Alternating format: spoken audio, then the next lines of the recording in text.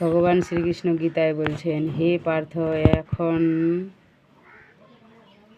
সংখ্যা বা তত্ত্বজ্ঞানের কথা তোমায় বললাম। এবার কর্মযোগের বিষয়ে শোনো। তুমি কর্মবন্ধন ত্যাগ করতে পারবে, অর্থাৎ যথার্থ জ্ঞান, আত্মজ্ঞান হলে দেহ এবং দেহী পার্থক্য সঠিকভাবে অবগতি হলে সমতাতে সর্বসিদ্ধি স্থির অনুভূত হয়। এই সমতায় পাপ পূর্ণ হতে অব্যাহতি প্রদান করে, আস্তিকই বিষম ভাব উপস্থিত করে। সমবুদ্ধির যে জ্ঞান তা সাক্ষাৎ মুক্তি প্রদান করে থাকে। এটি সংখ্যাযোগ। এই সংখ্যাযোগই এখন আলোচিত হয়েছে। যারা আত্মজ্ঞান লাভে সমর্থ হন না তাদের জন্য কর্মযোগ বিধেয়। সমবুদ্ধিযুক্ত কর্মযোগ কিভাবে আয়ত্ত করতে হয় তা এবার ভগবান বলছেন।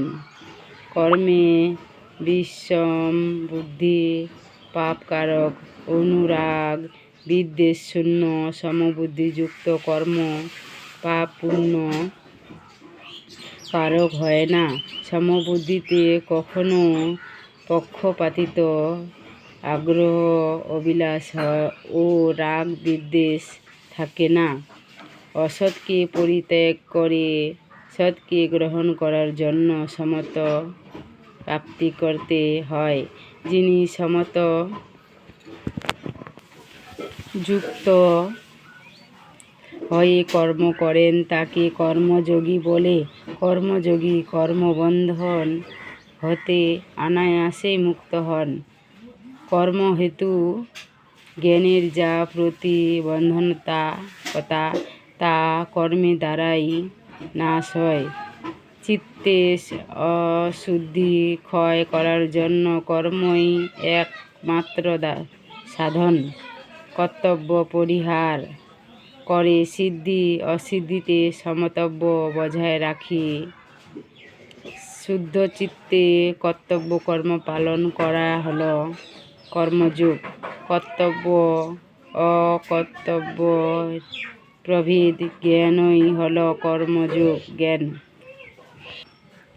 অপরকে সুখী করার জন্য নিজে এবং অপরের মঙ্গলের জন্য কৃত কর্মকে কর্তব্য বলে।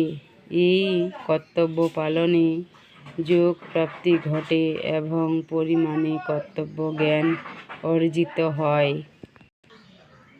কর্ম ফল হোক বা বিফল হোক, ফল প্রাপ্তি হোক বা না হোক, মুক্তি আসুক বা না আসুক, এ সমস্ত দিকে কর্মযোগীর নজর থাকা অনুচিত। কর্মপ্রাপ্তি এবং অপ্রাপ্তিকে সমসিদ্ধিতে দেখতে হবে। কামনা ত্যাগ পূর্বক কর্তব্য কর্ম পালন করে যেতে হবে। সিদ্ধি ও অসিদ্ধিকে তুল্য জ্ঞানে কর্ম করতে হবে। যোগ যুক্ত হয়ে ঈশ্বর প্রদত্ত কর্মজ্ঞানে ফলাকাঙ্ক্ষা ত্যাগ করে নিষ্কাম হয়ে কর্ম করা প্রয়োজন। সমতা ভগবানের সর্বরূপ।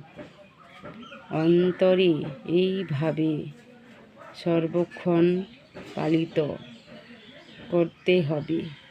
কারণ সমতাকেই যোগ বলা হয়েছে।